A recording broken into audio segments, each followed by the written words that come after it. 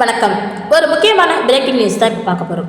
Iran போருடைய எதிரொலி நம்ம எல்லாருக்கும் தெரிஞ்ச ஒரு விஷயம் தான். அது மட்டும் இல்லை, நம்ம இந்தியாவில் ஏற்றுமதி செய்யப்பட்ட பல பொருட்கள் நிலுவையில் ஆங்காங்கே நிறுத்தப்பட்டிருக்கு. நம்ம அனைவரும் அறிஞ்ச ஒரு விஷயம் தான். அந்த வகையில் முட்டையுடைய விலையில அதிரடி மாற்றமானது ஏற்படுத்தப்பட்டிருக்கு.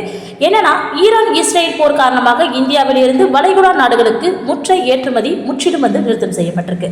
ஸோ இந்த காரணத்தினால பார்த்தீங்கன்னா என்ன ஆகுது அப்படின்னா, நாமக்கல்ல இருக்கக்கூடிய 1100 கோழி பண்ணைகளில் சுமார் 20 கோடிக்கும் அதிகமான முட்டைகள் தேக்கமாகியிருக்கு அப்படிங்கிற மாதிரி சொல்லப்படுது. ஸோ அங்கங்க ஸ்டாக் அப்படியே நிறுத்தி வைக்கப்பட்டிருக்கு. நாமக்கல்ல இருந்து நாள்தோறும் சுமார் 70 லட்சம் முட்டைகள் வெளிநாடுகளுக்கு ஏற்றுமதி செய்யப்படுகின்றன. ஸோ இந்த ஒரு போர் பதட்டத்தினால பார்த்தீங்கன்னா, நாமக்கல்ல இருந்து 77 கண்டெய்னர்களில் கப்பல் வாயிலாக அனுப்பப்பட்ட 3.50 கிட்டத்தட்ட 3.5 கோடி முட்டைகள் நடுக்கடல்ல ஏற்கனவே நிறுத்தம் செய்யப்பட்டிருக்கு. ஆல்ரெடி நம்ம கிட்ட ஸ்டாக்கும் இருக்கு. ஓகேவா?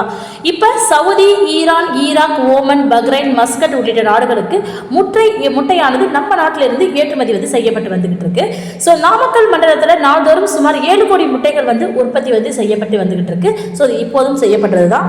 இந்த போர் பதற்றத்தினால பார்த்தீங்கன்னா, முட்டையுடைய ஏற்றுமதி ஆங்காங்கே நிறுத்தி வைக்கப்பட்டு இருக்கிறதும் சரி, நம்ம கிட்ட கையில் இருக்கிற ஸ்டாக்கும் சரி அப்படியே இருக்கிறதுனால முட்டையுடைய விலையில அதிகமான சரிவுகள் ஏற்படலாம் அப்படின்னு சொல்லி எதிர்பார்க்கப்படுது.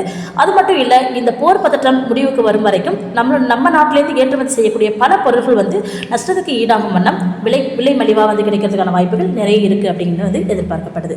நன்றி.